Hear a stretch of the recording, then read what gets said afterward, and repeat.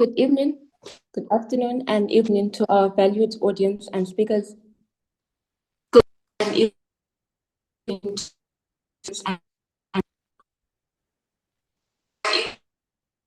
Welcome to our highly anticipated webinar under the theme Aspiration to Action, Youth of Reparative Justice and Sustainable Development.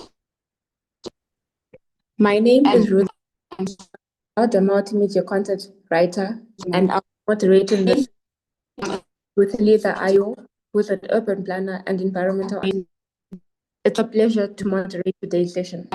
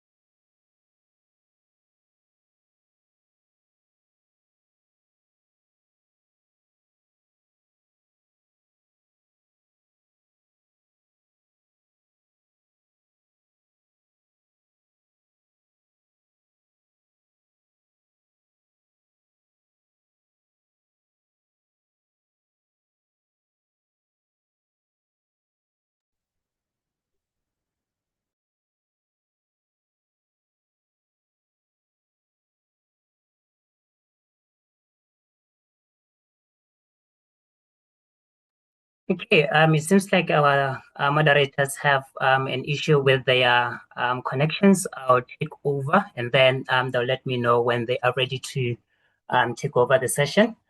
So good evening, everyone. Good evening, good afternoon, everyone, to all our valued audiences and our speakers. And we welcome you to our highly anticipated YALDA webinar for this month's theme, which is From Aspirations to Action, Youth as Agents of Reparative Justice and Sustainable Development. And our moderators for this session is Ruth Kamwi, who is our YALDA multimedia content writer. And she will be co-moderating this session with Lisa Ayo, who is an urban planner and environmental advocate. It is our pleasure to moderate today's session. So before we go into the nitty-gritties for the session, we do have some house rules. Please, when you enter the webinar, make sure that you are on mute, and you should remain on mute throughout the webinar. Ensure your camera is off, and we need to respect everyone else's data consumption, as data is expensive in Africa. And to our participants, please make sure that you type in your questions or comments in the chat box and put your name and country. And those with questions or comments that are selected will be asked to unmute and speak when it's Q&A session. And if you are asked to speak, you must introduce yourself by your name and your country only. And please then repeat the question or comment you typed in the chat box. The 2025 theme, From Aspirations to Action, Youth as Agent of Reparative Justice and Sustainable Development, challenges us to move beyond symbolism to tangible empowerment. It calls for repairing historical and structural injustices, colonial legacies, unequal global power relations, corruption, and chronic underinvestment in education, health, and decent work. Reparative justice demands equitable systems, while sustainable development ensures that Africa's progress benefits all generations. To move from aspirations to action means ensuring that youth participation is meaningful, it is resourced, and it is respected. On Africa Youth Day 2025, YALDA reaffirms that Africa's just and sustainable future will not be built for youth, it will be built by youth. We call on governments, development partners, and the private sector to commit to long-term investment in youth leadership, inclusive education, entrepreneurship financing, mental health, and transparent governance. To Africa's youth, we say your time is now. The systems you challenge, the innovations you create, and the communities you uplift are shaping the Africa we want. Let this day not end in celebration alone. Let it spark accountability, partnership, and purpose. Today, we honor your courage, amplify your creativity, and reaffirm your power to transform this continent. May every young African find not only a dream to pursue, but the opportunity to fulfill it. We would like to recognize Kevin Bioma from Congo and Biwe Allen from Kenya and Ruth Kamwe from Zimbabwe, who are the authors of this webinar's concept. For us to begin this exciting webinar, I'll ask all of you in the audience to type in the chat your name and country. It is important that you type in your name and country for us to connect. I would invite my moderators to take over if they're able to take over.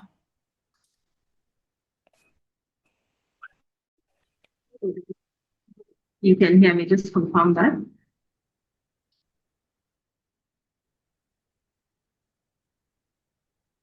Yes, Lisa. Yes, Lisa, we can hear you.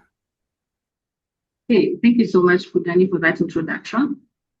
So I'm going to, so good evening, everyone.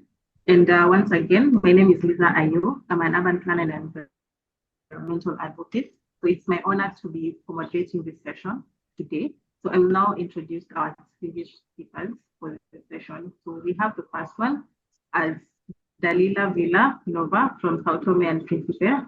She's a program officer and international volunteer. Then the second one, we have Bakos Mompati Mbakwa, founder and CEO, Supreme Global Solutions Consulting. He's from Botswana. The third one is Taja Negas from Algeria. He's an architect, development practitioner, and also a youth empowerment specialist. Fourth, we have Kalkidan Esayas. Sorry if I mispronounce your name, but she's from Morocco. She's a consultant and public speaker. Sorry, from Ethiopia. Then we have the next speaker,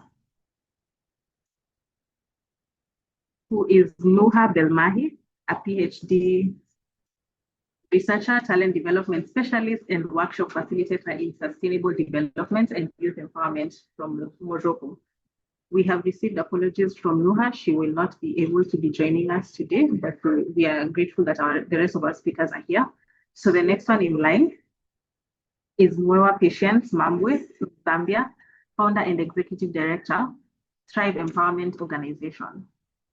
And our last speaker is Adaora Okeke, creative entrepreneur and youth empowerment advocate and founder of Bespoke Crafts from Nigeria. So to all our speakers, we are honored to have you all with us today. And just another reminder that this session is going to be recorded, so please take note of that. So without wasting much time, I will now be moving towards our main guiding question for today's discussion. So I'm going to read it out. So the question is, Africa Youth Day 2025 celebrates the theme from aspiration to action. So youth as agents of reparative justice and sustainable development. So the question to all our speakers is, How can young Africans move beyond advocacy to take tangible actions that promote both justice and sustainable development in their communities? I'm going to call on each speaker in order, and also kindly keep your contributions to just 3 minutes. And if you go over time, I may request you to wrap up in 30 seconds so that we can accommodate everyone. So we're going to begin with our first speaker, who is Dalila Villanova. So I'm going to repeat the question again. How can young Africans move beyond advocacy to take tangible action that promote both justice and sustainable development in their communities? Over to you, Dalila. Okay, so thank you so much. Hi, everyone. Thank you so much to YALDA to address me this invitation to be here. I'm really grateful because I can see in the participants, I am the only person from the Portuguese-speaking country. So I don't know if I have to be proud of it or not, or I have to work more to have more people from my country or my region to attend this kind of events. So going straight to your question, actually, the youth African needs to move.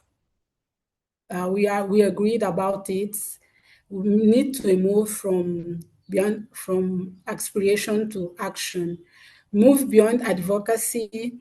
That means turn ideas into solution that can deliver justice and drive sustainable development in the social manner, economical and environmental.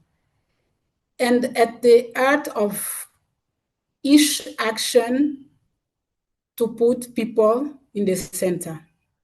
And youth African people can do it in many ways.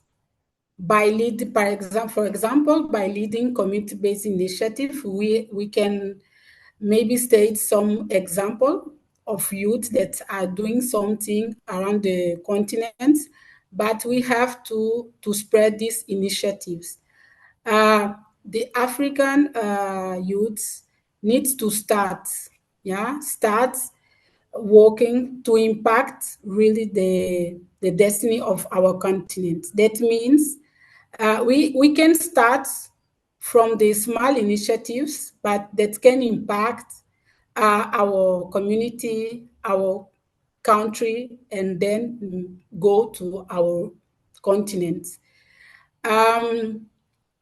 I can just give an example that youth people are working on initiatives that can promote gender equality, protect vulnerable people, and improve access, for example, to education and healthcare.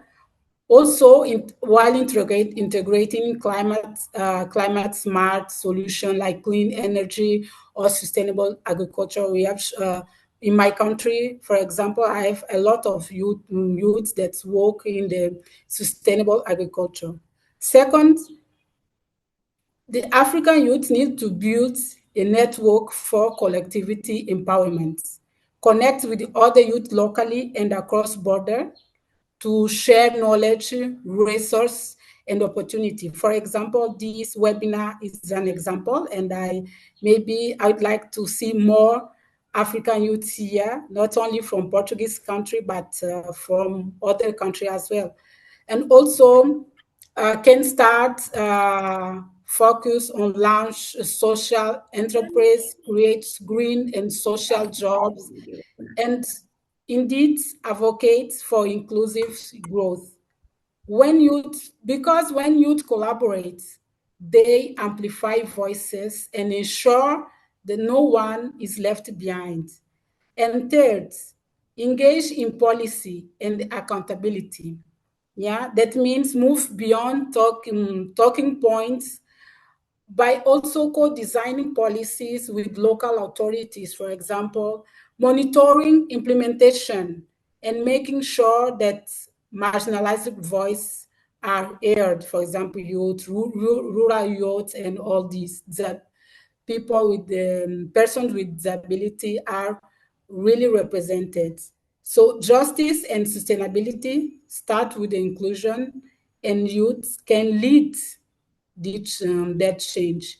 So I think that young people in Africa are meant to do, because as the speaker said, we are more than 60% of population under, we have more than 60% of people under 30 years old, and by 2030, young African will represent 42% of the global youth population. So we have all in our side, and we have to start doing. So thank you so much. And this webinar, it's a call to action for all of us. Thank you so much for your time. Over to you. Thank you so much, Dalila. Thank you so much for the very nice insights and comments. So I'm just going to be recapping one of the key takeaways from your remarks. And I liked what you said about us youth. We need to move from articulation, from just articulating to action. So we need to also put people at the center of this project that we have. And then something else that really shone some light is that you said we need to just start with small initiatives in our communities before we now move to the global scale. I think this is very powerful, and I think this is very, without even much dilution of what you have said, I'm going to be calling our next speaker to answer the question. I'm going to read it again. So our next speaker is Bakos Mompati Mbakwa, the founder and CEO, Supreme Global Solutions Consulting from Botswana. I'm going to repeat the question for you. So how can young Africans move beyond advocacy to take tangible actions that promote both justice and sustainable development in their communities? Over to you, Bakos. Yeah, thank you so much. My name is Mompati Bakos Mbakwa. I'm not sure if I'm audible that side. Yes, you're audible. Oh, thank you so much. As you said, I'm the founder and director of Supreme Global Solutions Consulting, a consulting company registered here in Botswana and licensed to provide organizational management, especially in the field of resource mobilization and grant proposal writing. So my presentation or my speech will be based on how it can help youth-based or youth-led civil society organizations or initiatives. The previous speaker touched about youth initiatives and how can they take part in terms of policy reforms and also advocacy. But as we begin this conversation or my presentation, I think it is important to ground our reflections in a simple truth that Africa's transformation starts with us as the youth, not as leaders of tomorrow, but as leaders of today. I think it starts with us strongly challenging the narrative that youth are not leaders of tomorrow, but we are already leading. For too long, I think in Africa, young people have been told to wait for their turn, to prepare for a future moment where leadership will finally be handed over to them. But youths are not leaders of tomorrow. Yet across the continent, we see clear evidence that youth are already shaping policy, driving enterprises, social enterprises, influencing governance, and leading social change. The shift, I think, begins with how we see ourselves as the youth, not as future leaders in waiting, but as present leaders with the responsibility to act, to innovate, and to build systems that will sustain Africa for generations to come. I think I look at Botswana context as an example. I think when a new party took leadership last year, Botswana offers a powerful case study of what meaningful youth inclusion can look like. We have young members of parliament, youthful cabinet ministers, and our cabinet minister of youth and gender is only 27 years old, and she's doing well. And we also have one of the youngest presidents in the continent.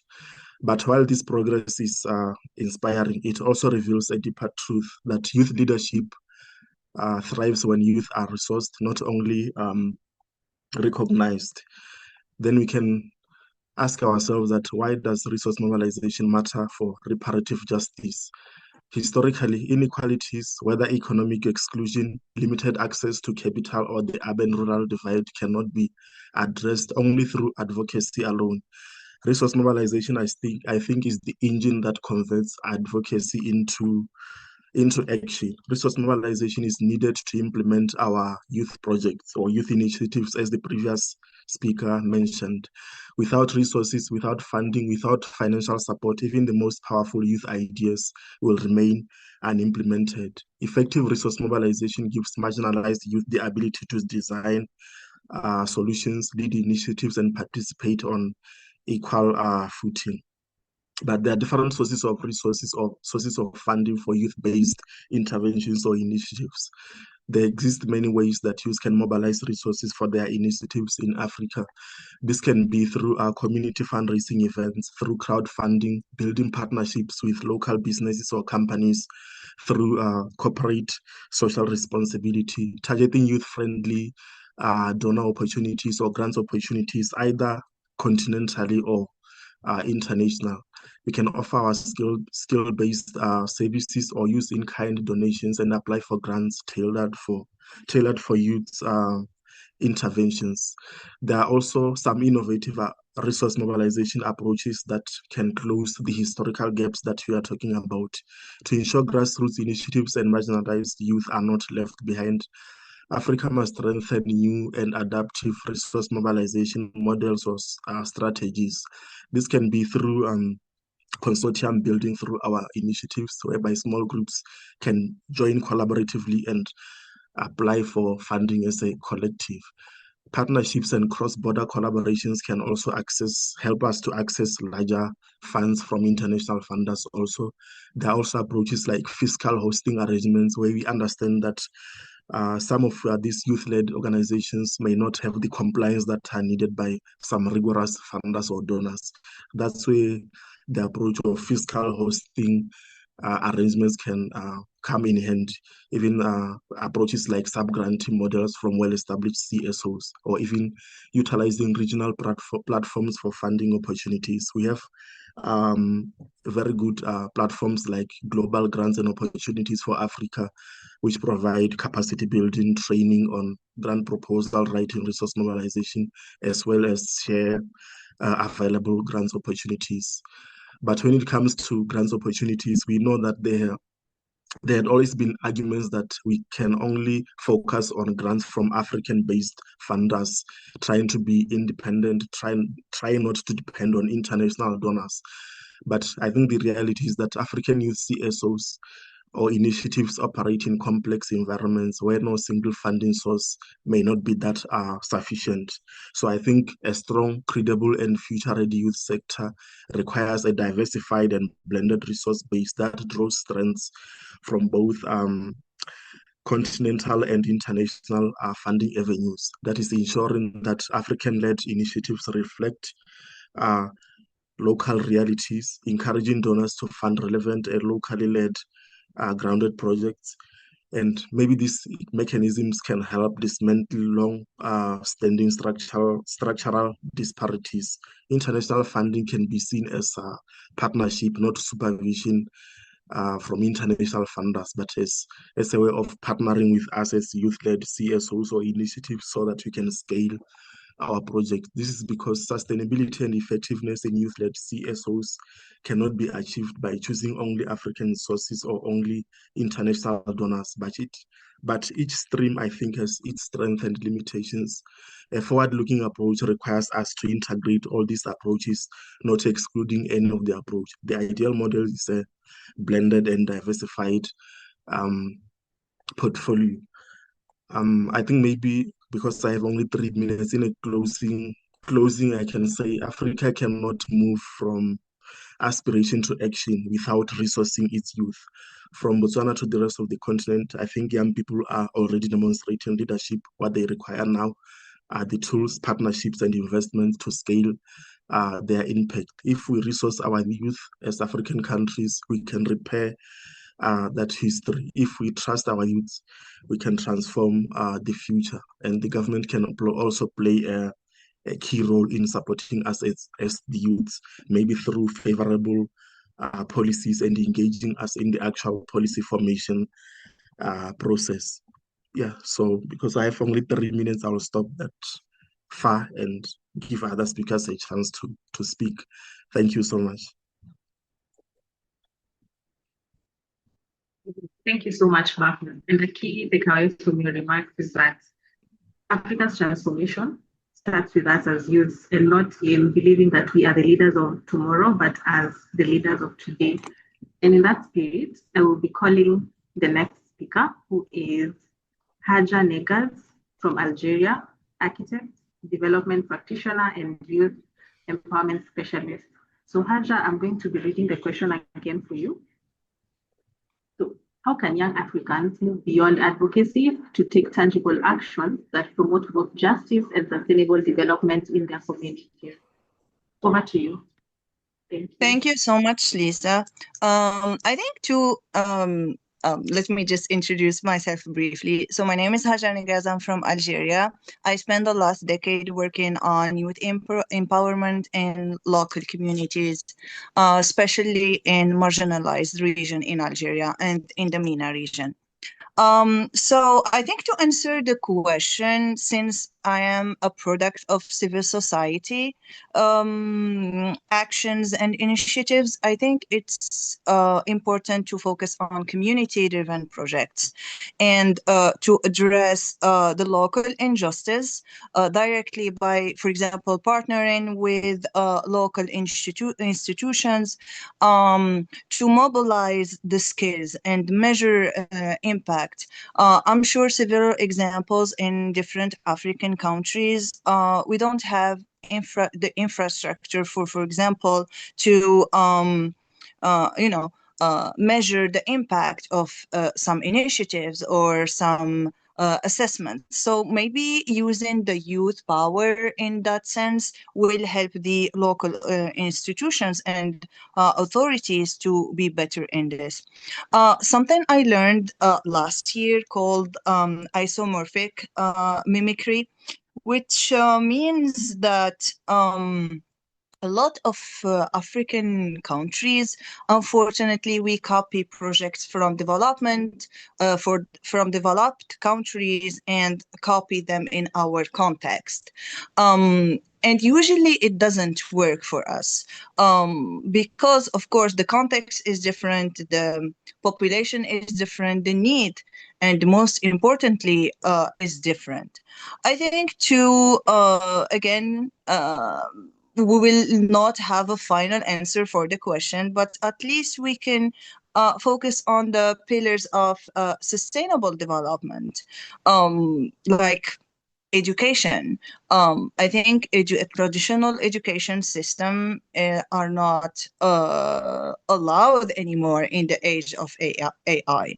And if we take peace also, for example, peace and political stability for us as an African youth is so important, and it leads to resilience in the future.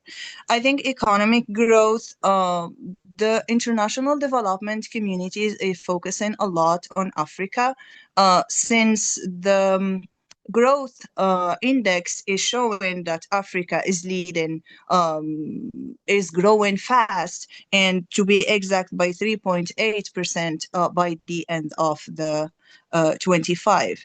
And the development is mostly focused in the east of Africa. I think the gender justice and safety are also two pillars, very important pillars in the sustainable development of the continent. When we talk about resilience, I think after my experience and talking and sharing and hearing so many stories from African youth around the globe, I learned that resilience is so personal. It depends from one person to another. But at least justice must not must be systemic. At least we can focus and build robust, equitable structures and systems that they don't require resilience for youth to survive. I think youth can lead the systems, and of course, like the previous speaker, both of them actually mentioned that youth are leaders. I think if we allow them to be leaders, they can lead the systems. The systems will follow automatically. And I think here, as all of us, as community members, active members in our communities, respective communities and respective countries, I think we should push the boundaries and let the youth be creative, energetic leaders. Maybe it's hard to give them the opportunities to be innovative in certain ways, but we saw that I personally saw in different contexts that we have this resilience and we have this adaptability to focus the energy, the needed energy in a certain field. So I think if we give them the platform for that, they will shine, and they will, we all will create really impactful things, and not just copy other programs, for example, and implement them in a different context. We have very talented people around the continent, and we have very engaged institutions and organizations, nonprofits, and youthful organizations that can work together to, like I said, push those boundaries. Thank you so much, Lisa. I'm going back to you. This was quite interesting.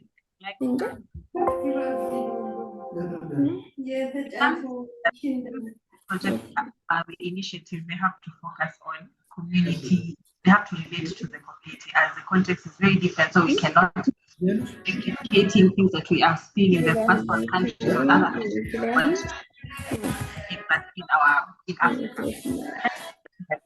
Hello, Lisa. There's somebody who's on whose mic is on. Please mute your mic, please. Yeah, and something else that Haja said as well that I need to stress on is that sustainable development is not a one-size-fits-all. So it's actually these solutions, they have to be focused on local context. And the last thing that I liked as well is you said resilience is very personal, but justice must be systemic. So I'm not going to be diluting this further. I'm going to be thanking Dalila, Bakos, and Haja for this, for your insights on this first question. We'll be moving to the next session, and I'll be inviting Ruth to take us through the next set of discussions. Over to you, Ruth.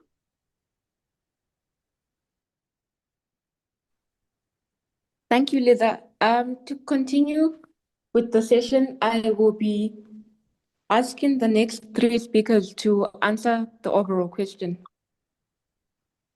I will start with Kalkidan.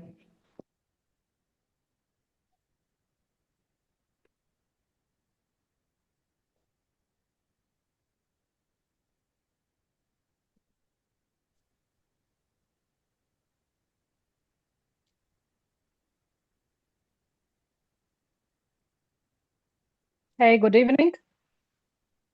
Can you hear me? Yes, you're audible. I'm audible. So if you don't mind, would you repeat again? You need the first question or you need the overall questions? It's still the overall question. I'll repeat it again. Okay, please do. Africa Youth Day 2025 celebrates the theme From Aspiration to Action, Youth as Agents of Reparative Justice and Sustainable Development. How can young Africans move beyond advocacy to take tangible actions that promote both justice and sustainable development in their communities? Yeah, thank you so much. Good evening, everyone. This is Dr. Kalkidan from Ethiopia.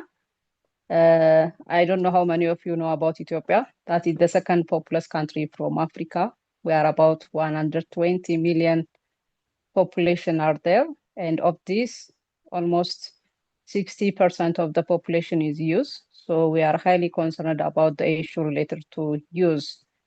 So coming to my question, how can young Africa move beyond advocacy to take tangible actions? So across the continent, we have millions of young people who are not only passionate, but also deeply aware of the injustice and inequalities around them. The real challenge, however, is transforming that awareness into action. The actions that heals, the actions that restores, the action builds a more sustainable future. So, to bring these all issues, first we must redefine what action look like. Action is not always something big or funded. Most of the time we are giving all the complaints related to the budget or the fund, but an action can be begun, or it often begins with local problem solving. For example, in my own work in Ethiopia, many youth I have mentored started with the community level climate initiatives, cleanup campaign, youth cooperative, eco-farm innovation, digital awareness, even mobilizing the fellow students. These micro initiatives create a ripple effect that gradually shift the norms. So let's forget the fund, let's forget the money, and let's start from small scale and scale it fast and bring an impact.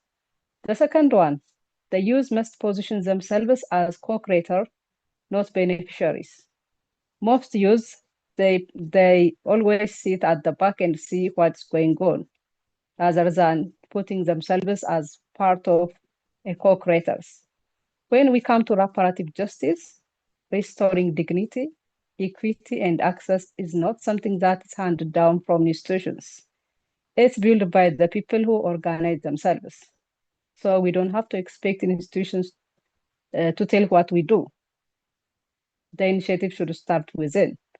This means forming youth coalitions, community associations, clubs, innovation teams, advocacy networks that transition into project implementing bodies. So moving from we demand to we deliver is a very powerful shift. Most youth, they can speak what they demand, but they are not speaking about what to deliver, how to deliver, and when to deliver. If we are talking about action, we need to talk about what we deliver, what we execute. The third one, we need skills and system thinking. Most of our young people must invest in understanding how policies, the budget, the market, and institutions operate. When the youth engage in budget tracking, in local planning, in different sectors like resource management, entrepreneurship, technology, you can name it, they automatically move from advocacy to grounded implementation. Most the youth, I can tell you that they are not putting themselves into an operation and see how the operation look like. They can simply, superficially see what is going on and they start complaining. They need to be part of it. They need to see how the institution operates, how the budget flow, how they can read the money, how they plan and how to click the right button. The fourth one, access to partnership. When we are talking about youth coalition, youth movement, empowerment, there must be a partnership. No youth initiative can succeed in isolation. We need partnership with local government, with universities, private sectors, international organizations. That collaboration amplifies action. So this collaboration bring a synergy, leverage a skill, a knowledge, experience. Even the voice can be heard. If someone is shouting alone, the voice is lower. What if we are shouting in a group? Our voice can be heard. If the voice is heard, the people can listen, the people can understand, and the people can give solution for our voice. So partnership and collaboration is the key. Finally, we must encourage a culture where action is celebrated, documented, and scaled. Most youth in our country or wherever in the world, they are doing a great job, but it's not visible. We need to bring a role models so that the people can easily follow. Currently, there are role models, but I'm not sure that they are the real role models. Our youth can easily, drifted by the people, can be now manipulated by the people. So we need to make sure that there are role models that could be celebrated, documented, and scaled. Storytelling, digital platform, and community showcase help small action grow into sustainable initiatives that shape policy and influence national development agenda. So, moving beyond advocacy means transforming the passion into structured activities, connecting with the partners, and building solutions that center justice, inclusion, and sustainability. Finally, what I can say is that Africa youth are not the leaders of tomorrow. They are the implementers of today. If we really need the Africa we want, our youth must come to the board. On board, they must be at the front line rather than sitting at the back. They need to be involved in any sector, including the politics, sustainable development, and the like.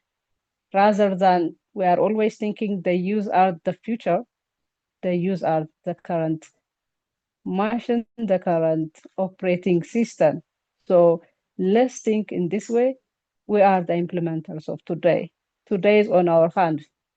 Let us not wait the future.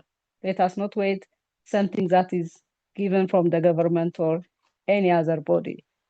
Let's ignore the complaint and start the action. Let's not focus on the fund or the big money. Let's start from the small, from the community based, and for free. Then we can scale it up in a way that we can bring an impact. So thank you so much.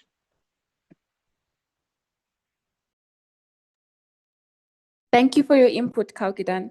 Just to recap on what she mentioned, she considered the importance of defining what action looks like and considering that actions to be taken by youth do not need to be big and can be small startups like cleanup campaigns. Kaukidan also mentioned that youth must position themselves as co-creators and not only see themselves as beneficiaries. Another key point Kaukidan shared with us is that youth need to be more open to partnership. And with that, I will be moving on to Mwewa, still asking that you answer the overall question.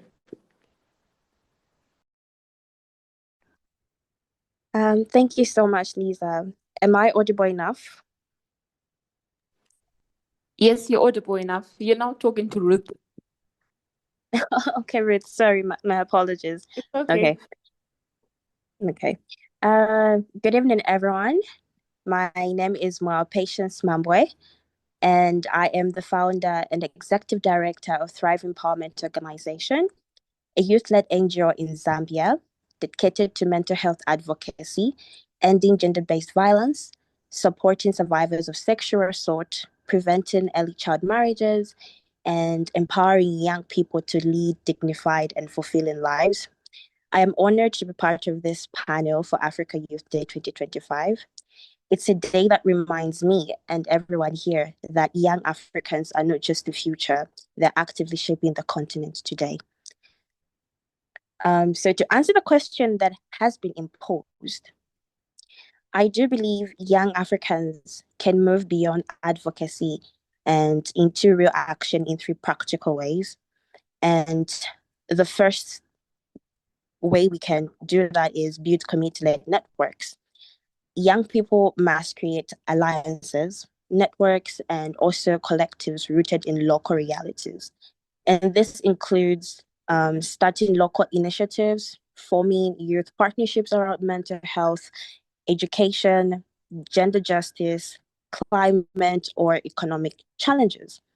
And we can also create safe spaces for dialogue and collaboration, because I do believe when action is community driven, it becomes sustainable.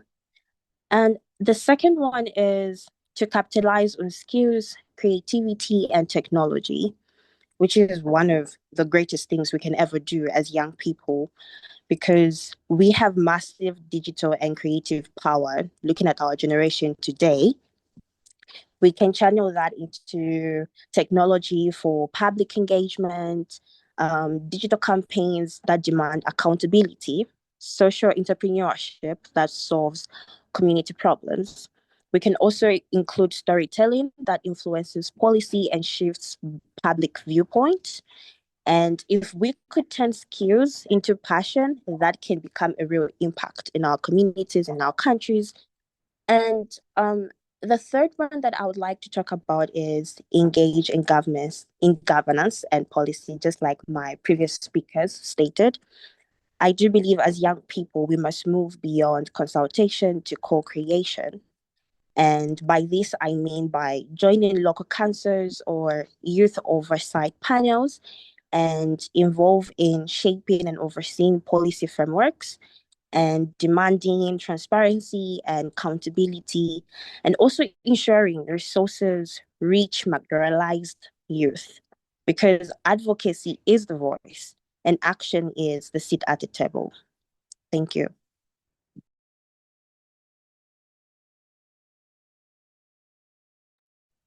Thank you, Mwewa.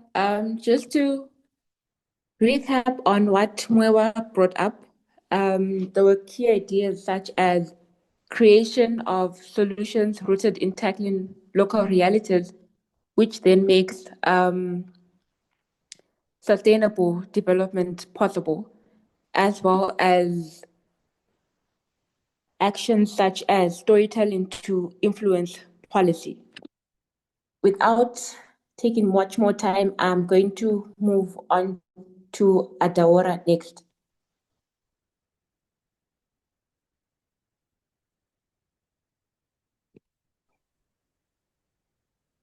Hello, good evening. Can you hear me? Hello, Yes, we can hear you. good evening. I'm Adora Okeke, an entrepreneur and youth and women empowerment advocate, founder of Bespoke Crafts from Nigeria. So, answering your question on, I'm going to move forward to answering your question. So, to me, I think this could be done.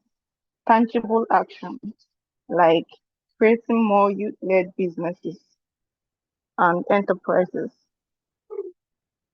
which will lead to jobs, skill, and dignity. So when young people like ourselves, when we start to create our own jobs, just like myself, I've created my own job, and now I'm not just employing people, but I'm teaching them skills. So taking bold steps like this, when we create our own businesses, our own brands, we don't just make income, we create jobs, we build skills, and in turn, we make people independent, which is important. So, in turn, we are going to tackle economic exclusion and underemployment. Something else is social enterprise. So, social enterprise or um, community businesses like arts, farming, renewable energy, those two, they can help to tackle local problems and they are also economically viable. We can also create community projects, social innovations. Then through this, we are going to bring education, health, environment, engagement. So wherever the community needs improvement, as youth, we are going to do it because we've already created what we call cluster. There's something we call cluster over here, especially for people in the skill field. we create clusters. Okay, cluster of, like myself, I'm a shoemaker, we create cluster of shoemakers. So if there is a time we feel like, okay, the the state is lacking skills, we can voluntarily on our own decide, okay, we are going to train 100 people in shoemaking, 100 people in garment making, 100 people in bag making. This way, we are not just going to depend on our government to provide skills, to provide employment, because employment, people are so unemployed over here. So because we have these skills, we are willing to teach others. So this helps too. So um, something else is engaging. We are going to engage with governance. We are going to engage in policy. We also have to hold our governments accountable. So it's not enough that we are holding them accountable. What is important is that we involve. Sometimes you see there are opportunities for youth to involve, to register in something that takes them to the next level. But because the youth shy away, the older people take these opportunities. And these older people, they are not as smart, they are not as bright, they are not as open. Like, we are used to social media, we are used to the internet to know what works and what doesn't. But these older people, when we allow them to take these positions, these very positions, when we allow them, they in turn make decisions for us. These decisions are for us to make and not for them. So when we don't involve, when we don't engage in what we are supposed to engage in, people make decisions for us. And we complain. We are not supposed to complain, because if at all we engaged, if at all we are we participated, right? If we participated, we wouldn't be in such position. So it's not enough to complain. It's not enough to go about and talk and say the government is not doing well. We should also engage in policy making, in decision making, in governance. We should come out, we should join political parties. Yes, there is something called godfatherism, but at least we should engage. It's enough. Let's start somewhere. With time, we are going to find ourselves in bigger positions. So also, we should work together in sectors, across sectors, right? Across regions, across backgrounds, across states, across countries. We should work together. We should collaborate, just like someone said here. Collaboration, it's really, really important. It's going to strengthen us. So when we come together as a voice, it's not going to be individual. When we do things individually, we are not going to get as much results. But when we do something together, when we do it together, we are going to achieve more, and our voice will be heard. Also, okay, like I said, collaboration. We could collaborate in different fields. Just like me, I'm saying from my own perspective, as someone that is an entrepreneur, I believe when people collaborate, they collaborate to help others. Um, there are people that have NGOs, governments, private sectors. We could partner with each other. We could share resources. We could exchange resources, expertise, and such. We are going to get more reach. If we are to reach maybe 100 or 200 people, when we partner, when we collaborate with each other, we are going to reach about 10,000. We are going to reach about 100,000, because we've come together. Also, something else is shared knowledge. When we come together and share our knowledge, just like this, I'm so happy. Just like the collaboration we spoke about, I've seen so many other people from different countries are here. So it's a very huge step forward, which means we are moving somewhere, right? We are moving towards achieving our goals. Also, it's not enough to talk, like I said earlier. Youth-led impact. This helps so much to create sustainable change. So creating something that is evident, things that we can see, not just talking, things that we can see, the businesses, like I said, outreach, partnership, impact, all this in turn will help to create sustainable change. They will help to change Africa from what it is today. Just like other Western countries, they collaborate a lot. not just in businesses. You see small brands, they collaborate with each other and such, they are moving higher and higher. But when we tend to do things alone, one person is not enough. You may not even be seen, but when we are in a cluster, right, when we come together, our voices is going to amplify our voices. So we should create more job opportunities, youth-led opportunities, collaboration. We should partner and we should involve in government. We should involve ourselves in policy making. So that will be all. Thank you.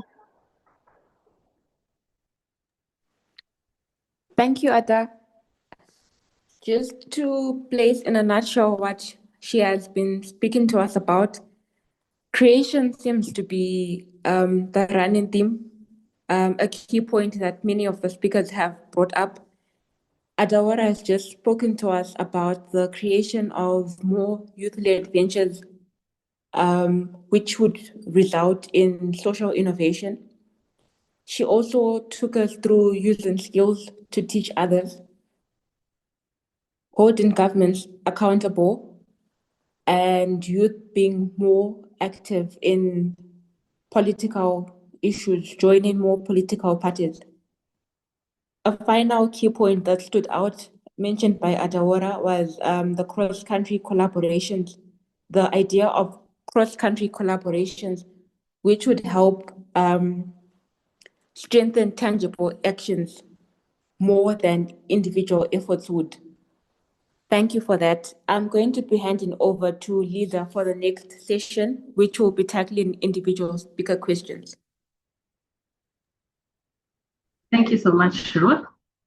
And thank you so much to all our speakers for those powerful insights. So we'll now be moving into the speaker-specific question segment. And our first question will be directed to Dalila. So Dalila, this question is for you. So from your experience as an international volunteer, what lessons can African youth learn about building cross-border solidarity for reparative justice? Over to you, Dalila. Okay, so before starting answer your question, I'd like to apologize if you feel some noise here because my little boy, my 5-year-old son, just come back from school, and so it's not easy to control him. So sorry if you hear some background noises. So from my experience as international volunteer, what lessons can African youth learn about building cross-border solidarity for reparative justice? So from my experience as an international volunteer with the UN, I am a UN international volunteer from 2 years now.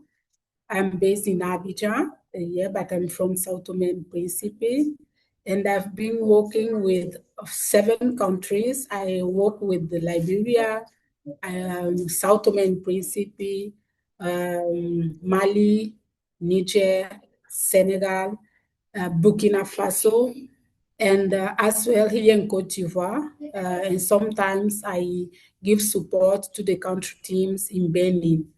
So while working with all these countries, what can I learn? What I've learned, 3 key lessons that African youths can apply to build cross-border solidarity for reparative justice. The first one, if I can say, is that shared challenge require also shared solution. Main challenges are similar across some countries. For example, if we talk about unemployment, the matter of job creation and inequalities, for example, the lady from Kenya, I guess, talked about job creation, and this problem is the same problem I can say that Sao Tome and Principe is facing now. And maybe the colleague from Nigeria will say the same thing. So, and also issues like climate change and migration do not respect borders. So when young people recognize that and start working together, to find solution to solve this problem that affect their community, they can shift from isolated efforts to regional collaboration, sharing best practices and resources to strengthen resilience. For example, during my job, sometimes I face some challenges that I have to contact colleagues from other region to support me, or maybe to learn from their experience how they did something or how they overcome some problem. So second, I can say that inclusivity is non-negotiable. Reparative justice is not only about correcting past harm. It's about ensuring that marginalized voices, women, elders, and youths are part of the decision make. Here I would like to include in the group of marginalized voices and unheard voices, people from country maybe sometimes like mine, because sometimes I have participated in a lot of some seminar and activities organized by African Union. And although Portuguese is one of the speaking country of African Union, we don't see translation to Portuguese. We had there translation to French, translation to English, and translation also to Arabic, but not to Portuguese. So what can I learn from there is that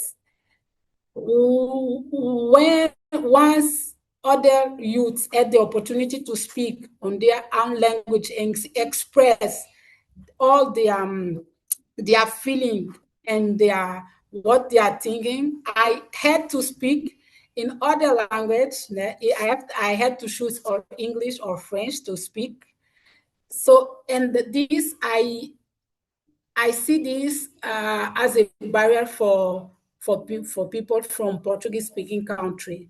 So if we want to build a real platform to share solution, we have also think on this group of people.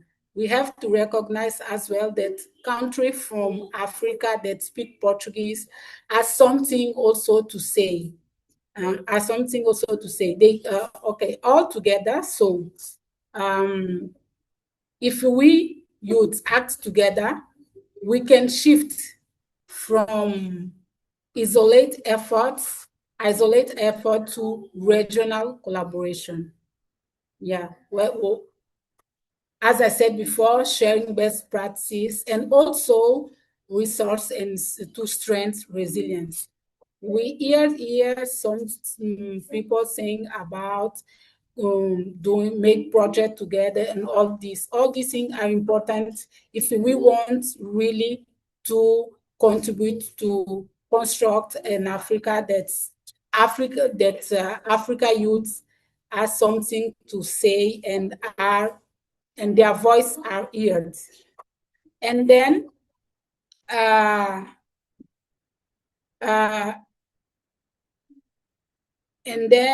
as I can say else, still in my work, I have seen indeed how empowering local community fosters ownership and sustainability, solidarity across border.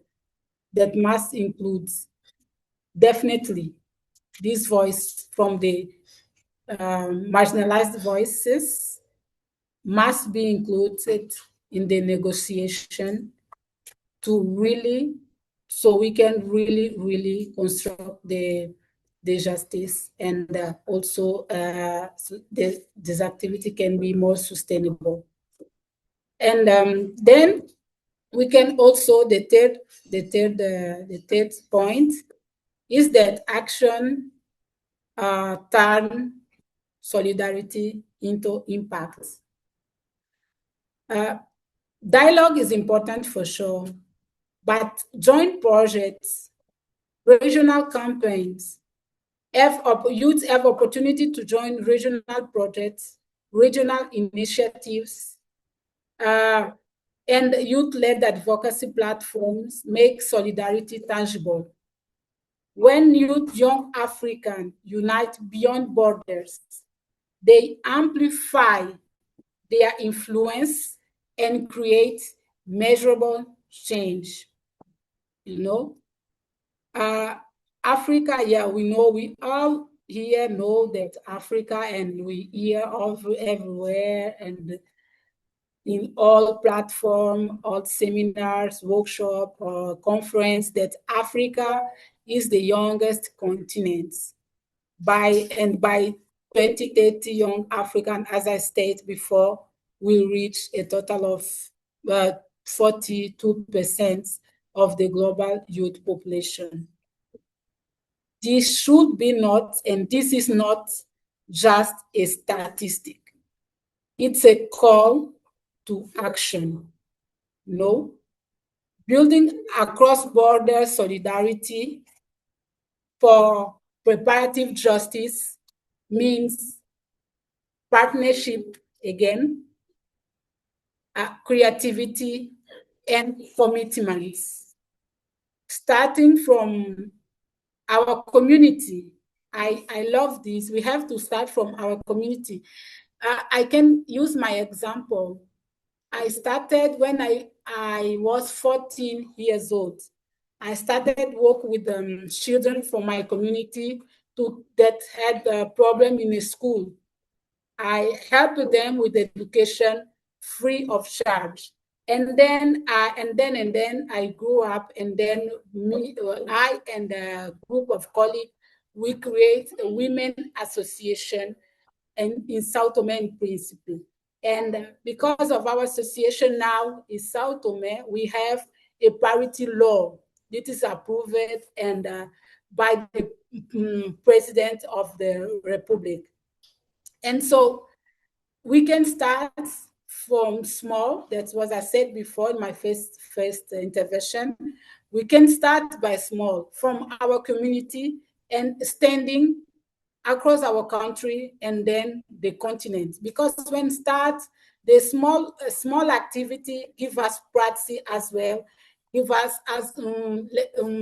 allow us also to gain experience and to improve our capacity so we can go across the continent or even for our country or globally. So in short, to close my intervention, to close my intervention, I would like to say that African youths have the power to transform borders into bridges. African youths have the power to transform borders into bridges by embracing shared solutions, ensuring inclusivity, and driving community-led action. We can create a continent where justice and sustainability go end to end. Just while I'm talking now, Guinea-Bissau, I don't know if you know Guinea-Bissau, is now under fire as the result of the election, and the actual president does not agree with the result of the election. He wanted to stay in the continued as a president. And so the military said, no, you have to go home. And then they took the power and they took the country, and they are there. Now Guinea-Bissau is facing, again, as we can say, post-electoral conflict. This is kind of the thing that we youth, we have to work on it, and we have to help our country. Sometimes I work now for the United Nations, yeah. And sometimes on my LinkedIn, I receive a lot of message asking me, how do you need to get in the United Nations? What have you do? How can I do as well? I'm mentoring them. I'm mentoring a lot of youth that want to be and to become a UN volunteer. But to be a UN volunteer, we have to start from our country. We have to also to give a little of us for our country, our community, and then we can think and growing. So thank you so much for this opportunity, and over to you. Thank you so much, Daniela. I love what you said last. So I'll be posting this to the rest of the participants. But if you need any sort of mentorship, you can always feel free to reach out to Daniela. And also from your answers on the lessons for the African youth, I liked what you said about how our challenges in Africa, they are all similar, and it will only take us unity for us to actually move forward and create solutions for these challenges. And one of the other things that was more like a call to action that you had said was inclusivity is actually non-negotiable. And what I usually like to tell people is, as youth, we need to take up this. It's more like a motto that nothing for us without us. So I'll just wind that there, and then we'll be moving to the next speaker.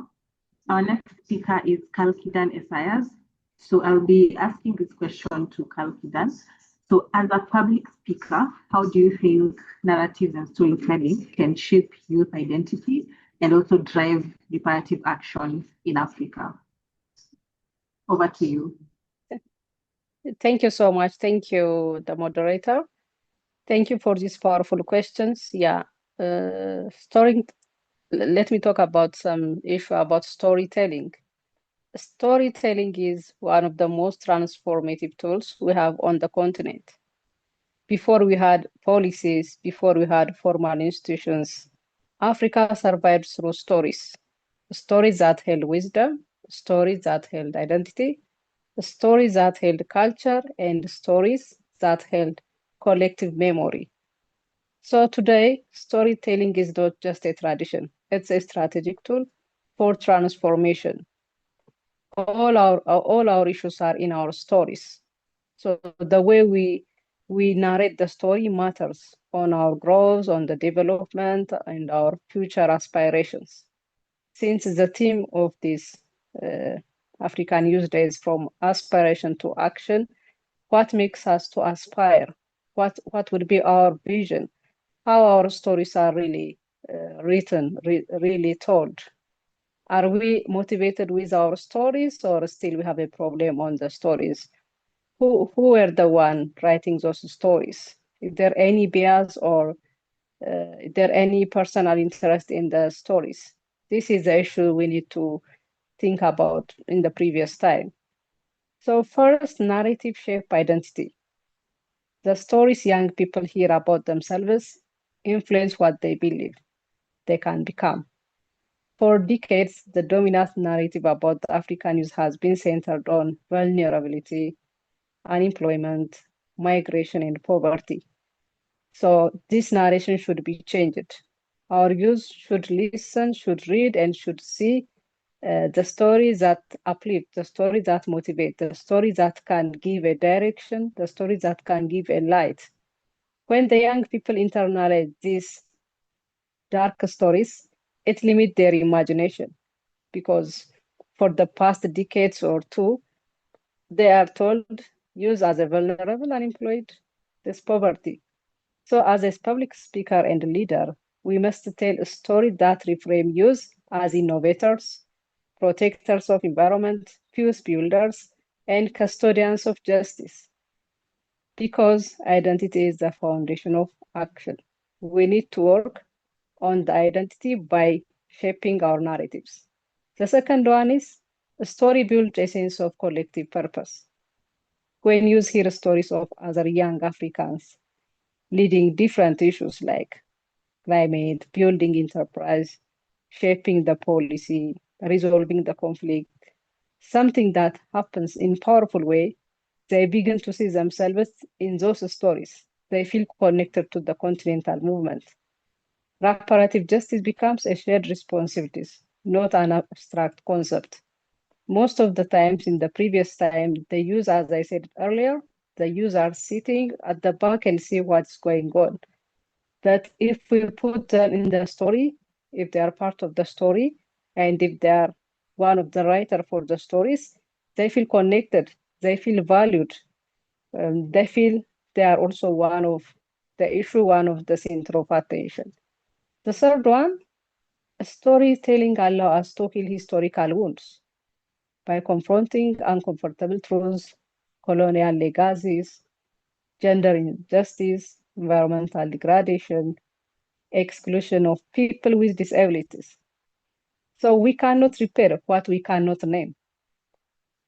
So this historical wound should be healed by confronting at the front rather than hiding our bad stories. Through storytelling, we create space to acknowledge harm, acknowledge honor, lived experience, and redefine what justice looks like from the perspective of young Africans. The fourth one, stories inspires action. When I speak to young people, I intentionally share not only achievements, but also failures, resilience moments, and the lessons. Youth do not connect to perfection. They connect to authenticity. The stories turn abstract ideas like sustainability, justice, or resilience into something personal and achievable. So the way we tell stories to the youth should be alive, should be tangible, should be felt, and should be easily understandable and palatable. Otherwise, the story become, abstract. The story becomes something illusionary, so that they consider the issues as something far from them, the issues that cannot be achieved, the issues that cannot be implemented. So we need to make sure that we are not expected to tell everything as a perfect. We need to show what is good, what could be the failure, what could be the resilient issues. And most of the time, especially the senior leaders, the senior, experienced people, when they are asked to tell their story, they are always telling their success story. The story that's fancy, the story that is without any problem, the perfect story. But the youth need, where is the failure? Because on the process, on the way, when they start the journey, everything is not perfect. We need to show all the ups and downs. We need to tell how we reach this stage. So they need authenticity. We need to give them a true, authentic, and tangible information. That story inspires them into action. And people from the failure story than the success stories, because it's always, believed that once someone is failed, it's harder to come back again and, be successful. So we need to show them, though they may fail, they will start again and they can be successful. In this case, they will get more resilient. They know their failure, it is not the end. They can start again. So the stories should inspire them into action. Finally, in the digital era, storytelling is a form of advocacy and mobilization, especially in this social media era. We have so many social medias, Facebook, TikTok, Instagram, LinkedIn, we can name it. So our users are really tech-friendly. They are engaged on social media. So this storytelling and advocacy will affect them in both in positive and negative way. Especially a single story posted on the social media can spark a movement. In the meantime, can raise a fund, can influence a policymaker, and unite communities around the cause. So if they are really using the social media in a way they can benefit, social media is one of the biggest tools in this day. So we can mobilize and we can use advocacy in a storytelling process. Coming to my conclusion, storytelling is not an entertainment. It's a development tool. It's a bridge that connects aspirations with action and an identity with impact. If we want reparative justice that truly transforms African societies, we must empower young people not only to act, but also to narrate their own stories and to rewrite Africa's story from within. Our stories should be written, should be told within. Nobody should come and tell you are like this. We are the one to write our story, to tell, and to redefine. Through this, we can easily shape our narration. We can easily make the stories to inspired action. That storytelling can build a sense of collective purpose and shape our identity. This is all I have about this storytelling. Thank you so much. Thank you for listening. Thank you. Thank you so much, Karukidan. And it's actually true indeed that we cannot repair what we can break.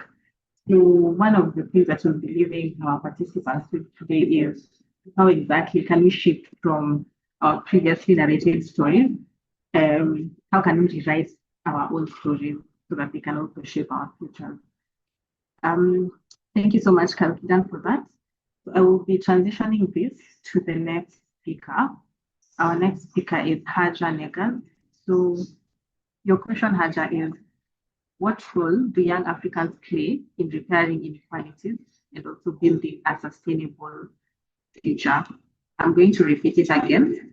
So Yes. what role do young Africans play in repairing inequalities and building a sustainable future? Over to you. Okay. Thank you, Lisa. So I wrote some points that I think it's really important to mention them and not forget them. I think it's important to create community-based solutions, like the Lila shared previously, and focus on the priorities, the governmental priorities.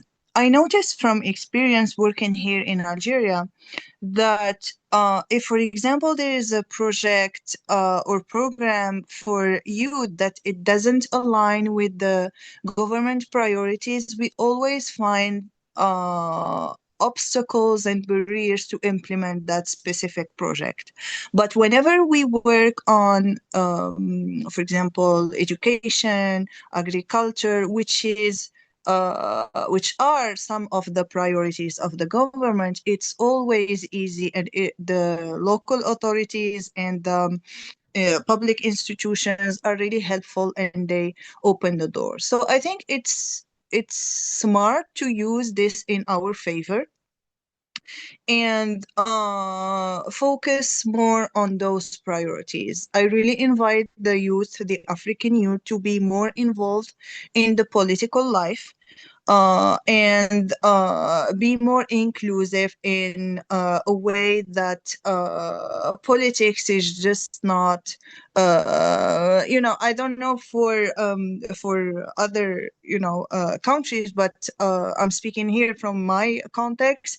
It's always hard for them to be involved in the political life because it's not important. It's not for us. It's not. So I really think it's important for us as a young African to be involved. And I really like the example of Botswana, where they had the very young president, I think, lately.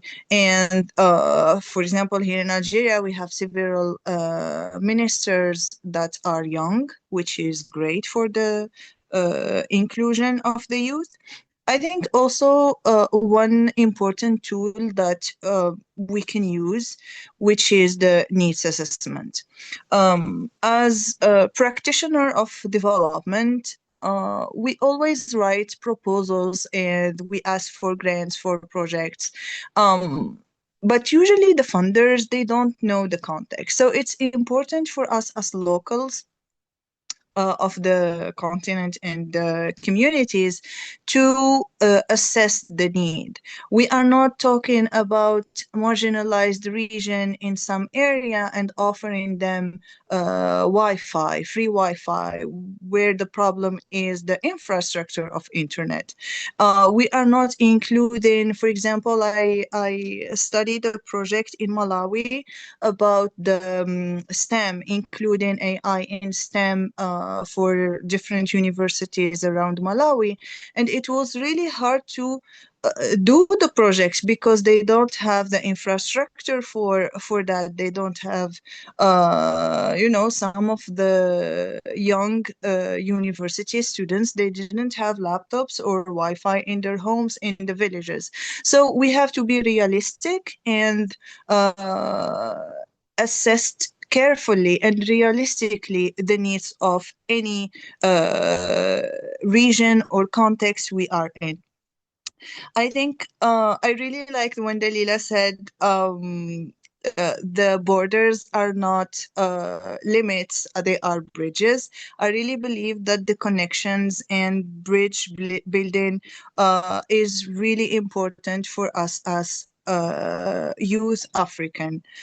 I think it's important as well to mention that a lot of community-driven projects are focusing more about raising awareness and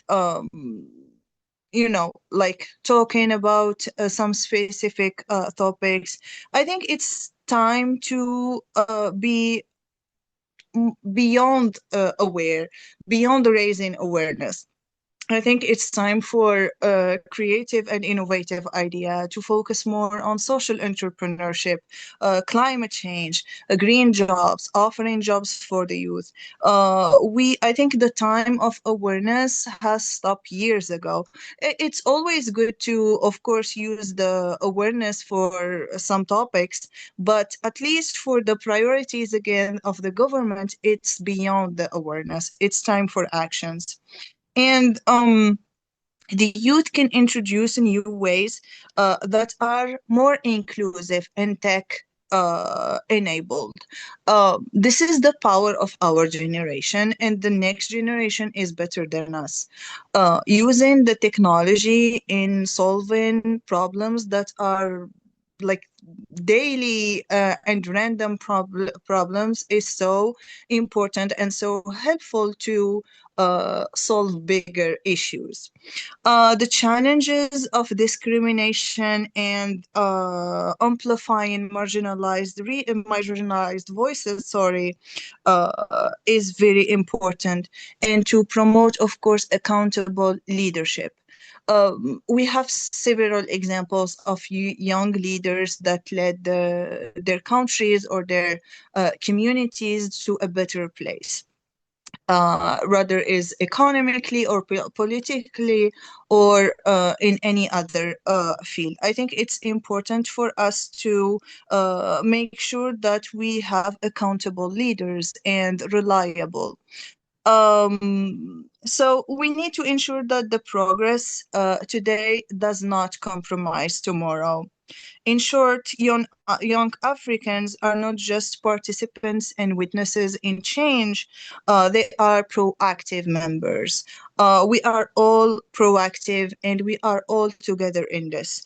We need to build a more resilient continent, which we already have so many resilient stories around the continent. So for us, it's important to build those communities of resilience through networks, through events like this, through participation in the international scene, just to highlight stories from the context, from the heart of several marginalized region or not.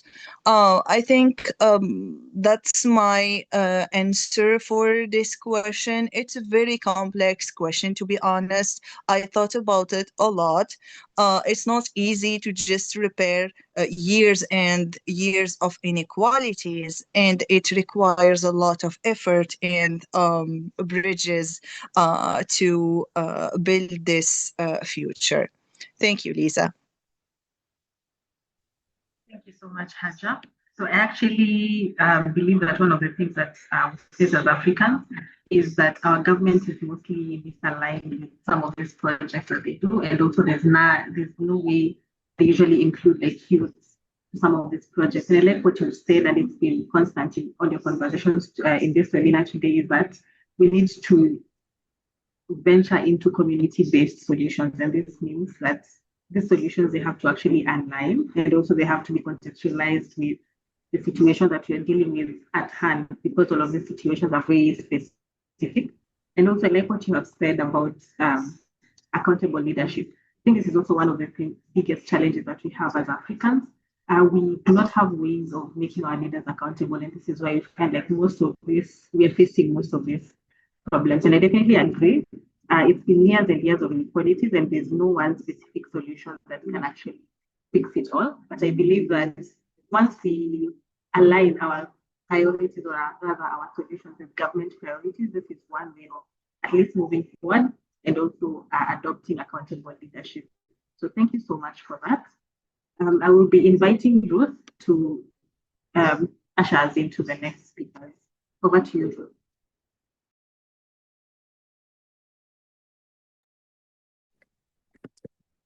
Thank you, Lisa. As we continue, I will be calling on Mwewa to answer the next question.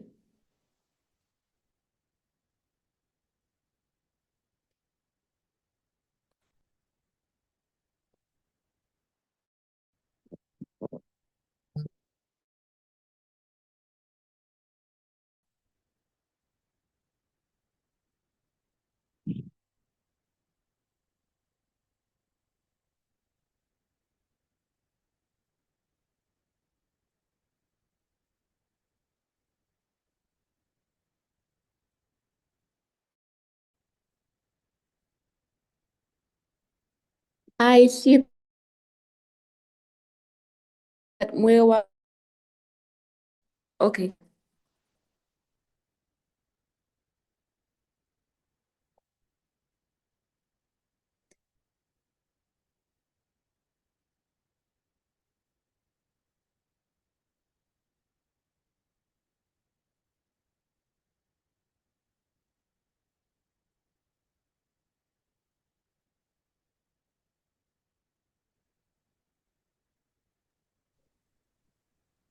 I'm thinking we lost Ruth for a minute.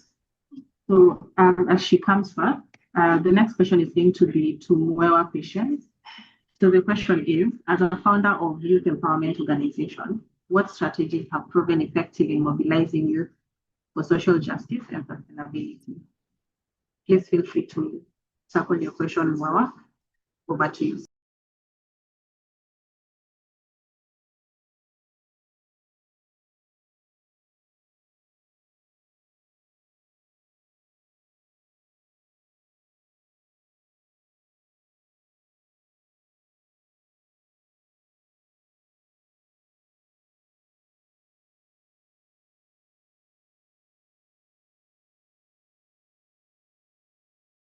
I mean, we provide a platform where young people, especially survivors of mental health challenges, sexual abuse, GBV, and child marriage, can share their experience safely. With their permission, of course, we amplify their voices anonymously on social media to raise awareness and spark community dialogue. And sometimes young people just want to express themselves and to let others know that these issues do exist. And by giving them this platform, we help communities understand these challenges and think about solutions. Am I audible enough? Can everybody get me? Yes, we can hear you. Okay, thanks. So the second strategy that we have also been using as an organization is webinar advocacy and peer-led conversations. We organize webinar advocacy sessions that bring together young people to discuss social issues deeply. These sessions foster peer learning and mutual engagement, and they also provide practical guidance for addressing challenges, and they also create a sense of belonging and empowerment, and inspire youth to take initiatives in their communities. And the third one that we have been doing as well is building a connected and engaged youth community. I do believe that mobilization comes from nurturing an active, supportive network and connecting peers across religions, as well as encouraging mentorship and guidance, as well as facilitating collaboration and maintaining constant online and offline engagement. I am a firm believer that when young people feel heard, supported, and connected, they move from advocacy to leading tangible change in their communities. So, in essence, due to network, I would love to say more, but lastly, listening, providing space, facilitating dialogue as well, and building supportive networks are key to mobilizing young people for social justice and sustainable development.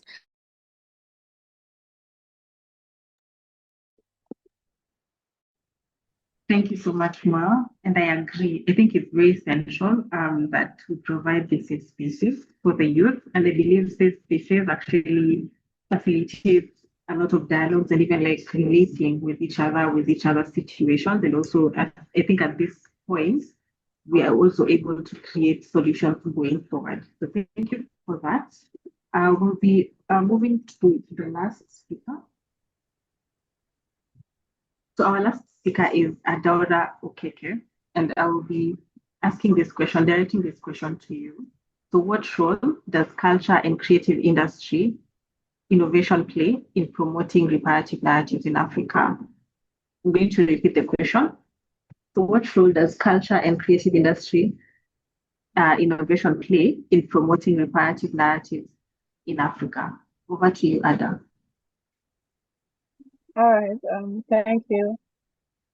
Okay, I'm going to say this. The cultural and creative industry help to repair justice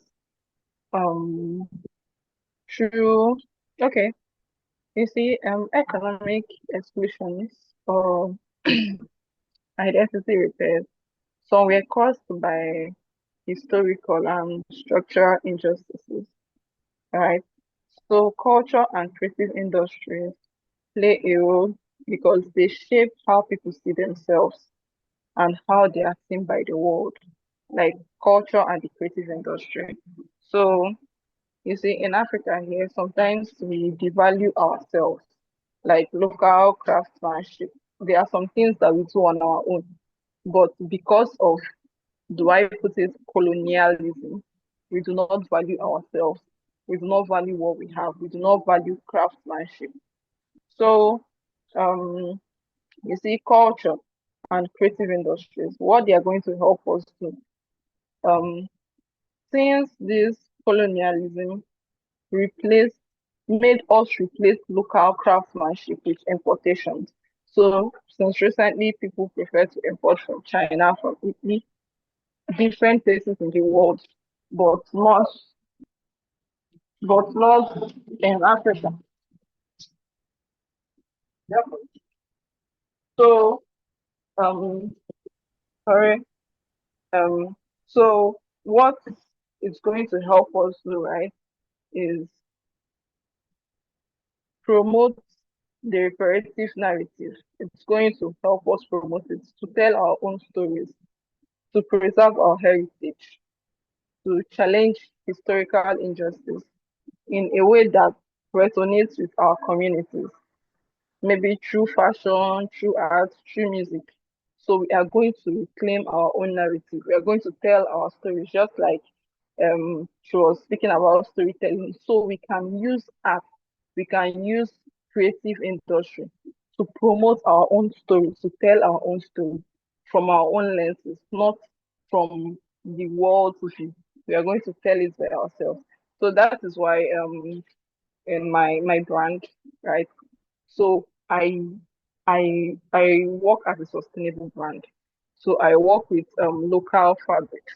So there is this thing called akwete here, is our local hand woven fabrics. So using that fabric is not just about using it. It's more like preserving our own culture, preserving my own culture here. I'm Igbo. So that fabric is our traditional fabric, the Isiago fabric. So we use it so that it does not go extinct, you see. So people prefer to wear t-shirts, jeans, but we have our own local fabric. So my brand, we have taken it to sustain our own culture, our own heritage, to tell our own stories by ourselves. So that is why we decide to use our own materials, our own fabrics, but to make modern footwear. So thereby, hence, celebrating African heritage and also creating a sustainable livelihood. So outside storytelling, we can also enable economic reparation at the community level by transforming cultural knowledge into businesses, just like I've said earlier, into businesses to create youth jobs for the youth, to transfer skills, to retain value locally instead of exporting raw talent. Some things here in Africa we can do them. There are a whole lot of things we can do on our own. So instead of importing things, we can decide to do it by ourselves, just like where I'm from here. Our government has decided that nobody imports footwear. We do not import footwear, just like the military goods, the service trade, we don't. Because why, we have local artisans that can do that. So employing this kind of strategies will help to prepare justice, to tell our own stories, to preserve our own cultural heritage. So craftsmanship helps to prepare, storytelling also, creative entrepreneurship does this. So most importantly, what happens is culturally rooted innovations prove that justice and development, they don't have to be abstract, right?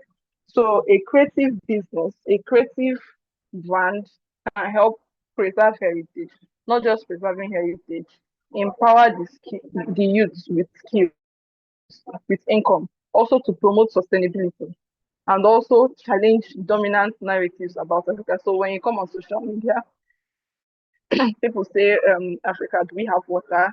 Do we, do we have cars? Do we have this joke? But some people do not believe that Africa is developed. So that is because they think we depend on them for things that we could provide for ourselves.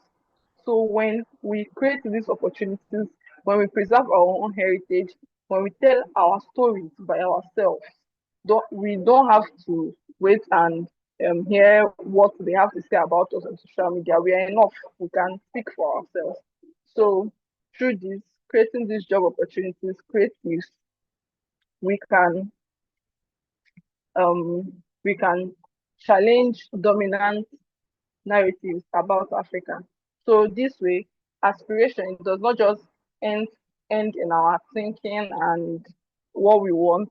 We have to take action. It's not enough to think. We have to take a step forward. So creativity can support identity, economy, and justice at the same time. So at the end, culture gives meaning. Creativity is a tool, and entrepreneurship is a skill. So when we put all these together, we cannot just only imagine, but we could just build something because when we have what we need, we have all we need. So when we put them together, we're enough, we can scale. So that's that. Thank you.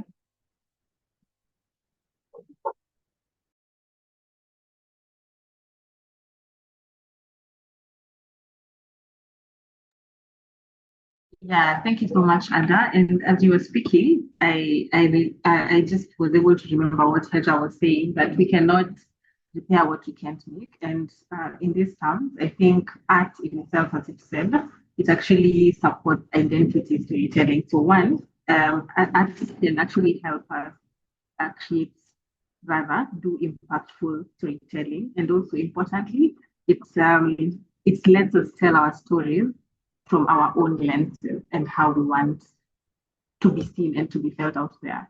So thank you so much to all our speakers for your insights and also for collaboration in this webinar. So the next step, we're going to be doing the questions and answers. So I'm going to be opening the floor to the audience. So you can type your name, your country, and your question in the chat. I'll be picking the questions to begin with. So once I call your name, you can unmute, state your name, country, and then ask your question. So I'll give a few seconds to respond. And if you're unable to unmute after several attempts, I will be reading the question on your behalf. So I'm just checking on the messages. I think I pulled one. Yeah, so this question comes from Hindu. He had, Hindu, I'm going to be asking you to unmute and just read the question for us again.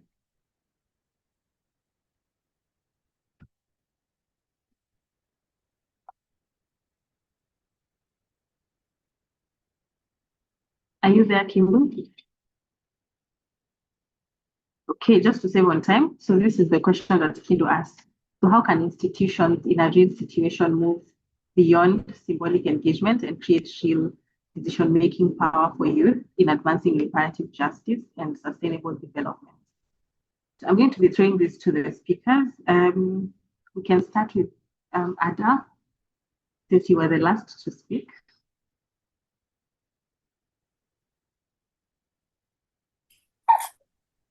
Hello. Hello, yes.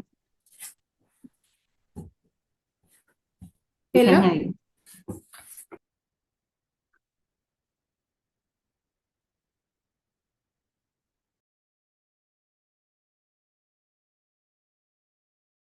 I think the network is a little bit bad from my side.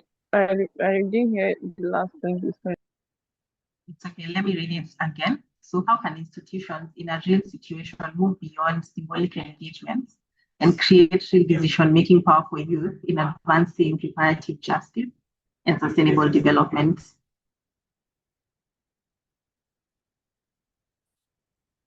Is that clearer? I'm sorry if you don't mind. Type it into the chat. I just texted. I sent something on the chat box. Type it and get it if you don't mind. Thank you.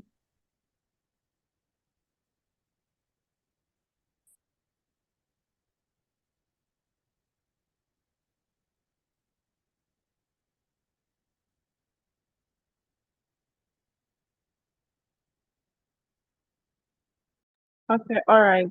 I'll finish. He said, how can institutions in a real situation move beyond symbolic engagement and create real decision-making power for youth in advancing reparative justice and sustainable development?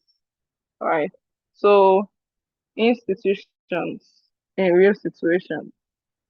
Okay, it's not enough that youth are invited to talk.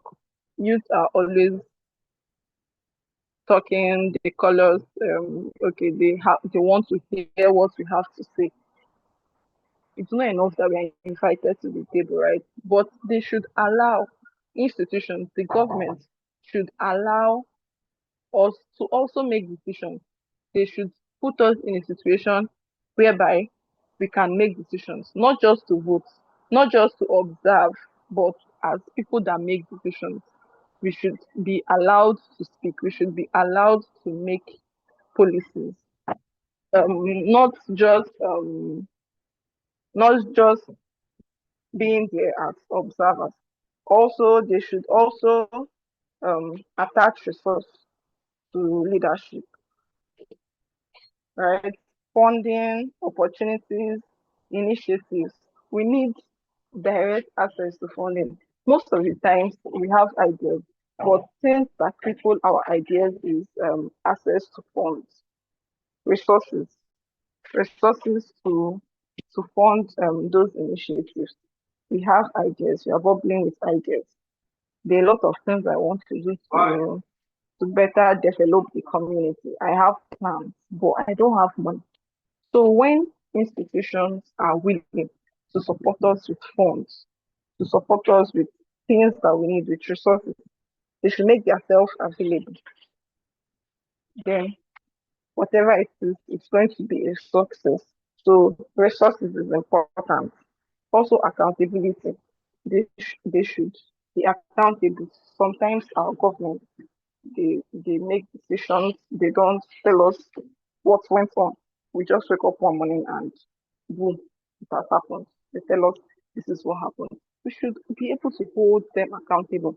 They should make account. We don't even need to hold it. They should make account for what they have done. So it's not enough to do something. We need to know what percent of this went into doing this. What went into doing this. So that way you see that they are moving beyond engagement and stuff and making it look real, giving us the real decision making power for sustainable development and reparative justice. Thank you.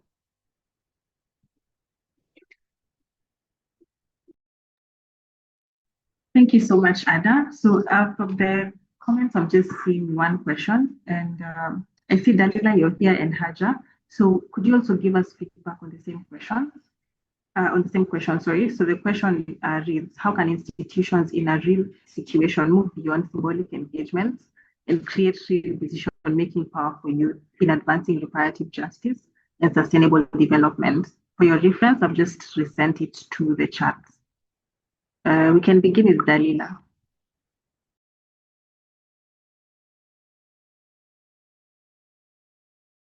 Sorry, sorry. I'm trying to control my son. We are alone at home, so it's not easy. Sorry. Can you pass to next speaker so I can come after this?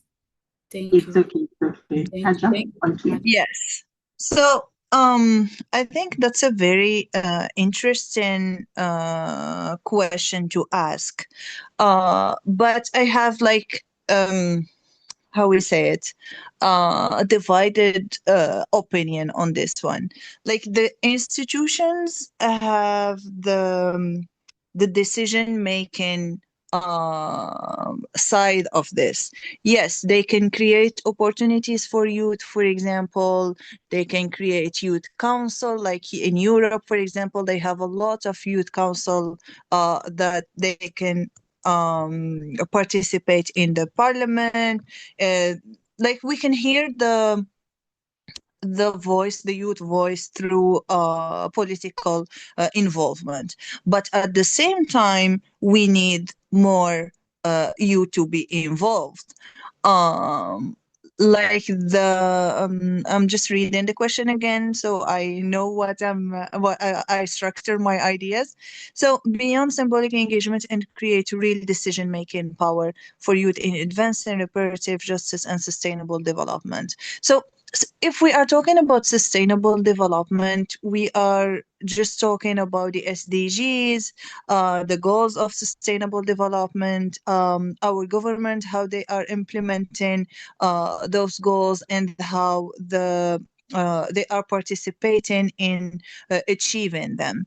And I think if youth are taking more initiatives in those, for example, SDGs in education, in poverty, we have so many goals. I think it can highlight and amplify the voices of the youth. So by consequence, the institutions will see them.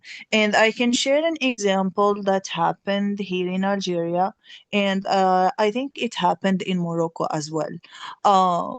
When they created the youth council, it was not it was a good initiative, but it was not well organized by institutions. It was just a decision coming from the high hierarchy, and just to implement, and we want youth in parliament to just watch and witness our decisions. And it was not welcomed between the youth, because no, we want to say something, we want to participate in the decision making. So with time and over the years, they gave the opportunities for you to share stories. And that's why it's so important to share stories of people who are really having successful stories, and in not in terms of success, but in terms of impact. It's important to share that youth have a voice, youth can make the change, and youth have impact in in a certain field or in a certain context. So when, for example, we create these opportunities for youth, we give them the platform to participate more, to be interested more. So I think that will be my answer for this one.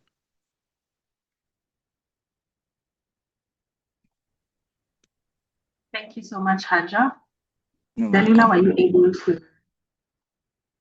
to read the question? Yes, I'm here. Actually, this is a really good question because as we see how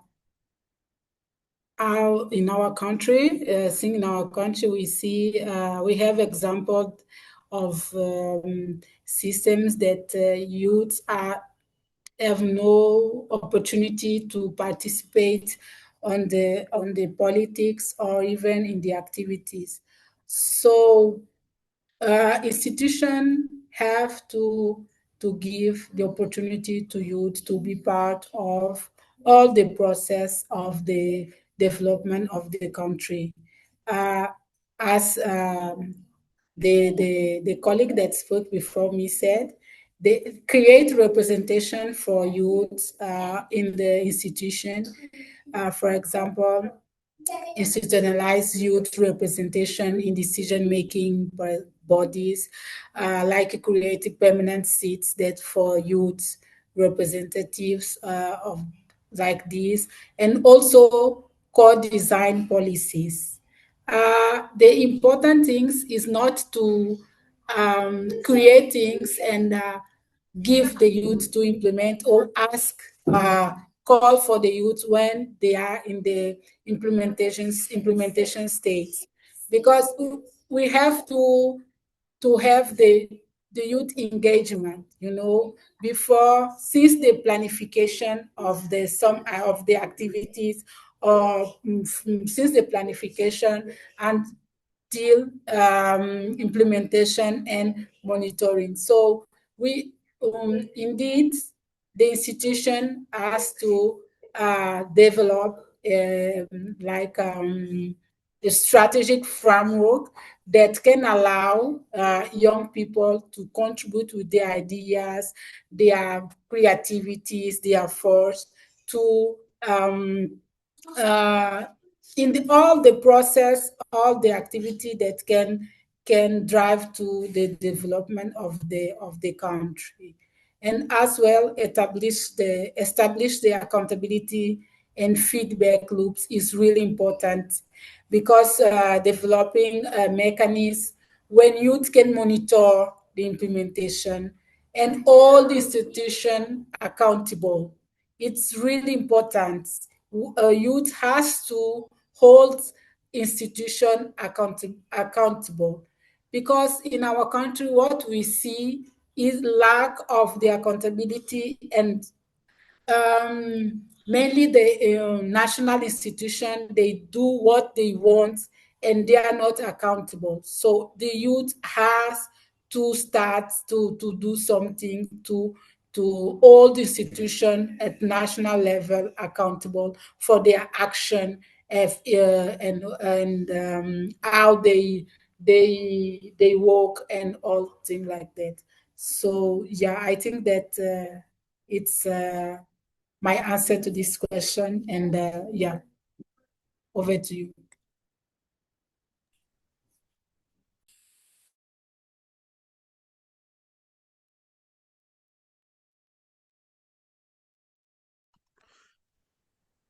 Hello, everyone.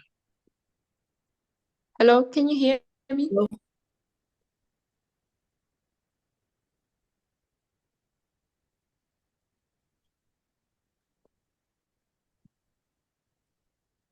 Yes, but Hello? you can go ahead. Oh, okay. Thank you. I think this is a very good question.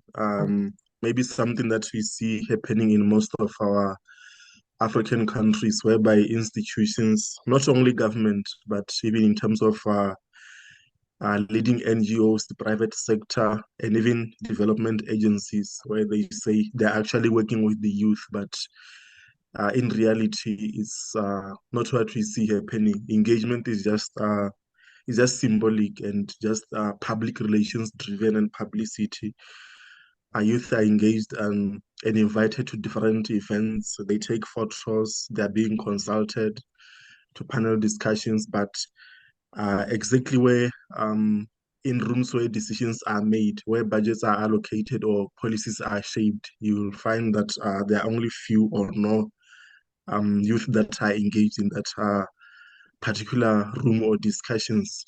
But I think to advance reparative justice, institutions must shift from just mere youth participation to actually giving them power, where maybe we can create formal youth decision-making structures with binding influence, and maybe shifting from just consultation to co-designing and co-ownership of projects and ideas. I think most institutions just consult youth only at the end, maybe at the end of the process where everything has been decided already. So it's just more like asking them, what do you think about what you have already decided? So they come to us while they've already made decisions, not actually engaging the youth on co-designing these ideas and projects. Maybe also in terms of recruitment, recruit youth directly into leadership and technical roles. I think I already, in my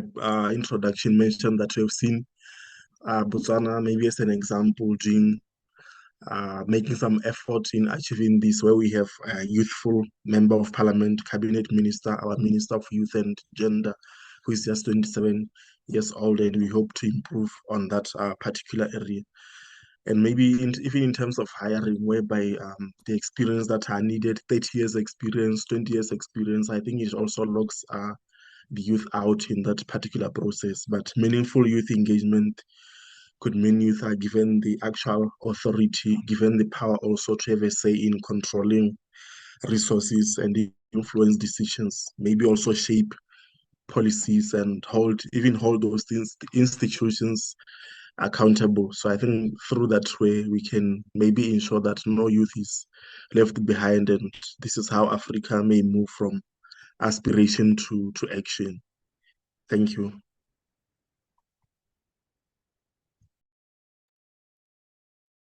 Thank you so much to all our speakers. And now our time is over. So this is just a special request to our speakers. Kindly share your contact details with us. Either you can reply to the email that was sent to you, or you can write on our chat. And also you can text the details to the contact that has been given on the chat as well. So as we bring this conversation to a close, I want to thank all our speakers for the depth of insights, the passion and the commitment they have shared with us today. So to everyone who has joined us from across Africa and beyond, thank you for engaging with this critical dialogue on youth-driven reparative justice and also sustainable development. We encourage all our participants to stay connected with YALDA, follow us on our social media platforms, and also register for our mailing list to receive the latest opportunities and in Africa developments, employment and scholarships, and also stories from inspiring youth across the continent. Thank you once again for being part of this conversation.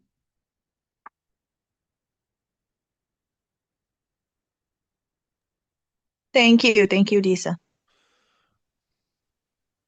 Thank you so much, everyone. I think it was great exchanging ideas and listening to all your perspectives. Thank you. Thank you. Have a good night or good day. Thank you. Bye. Thank you so much. Have a good night and a good day. Thank you. Yeah. Bye. Bye.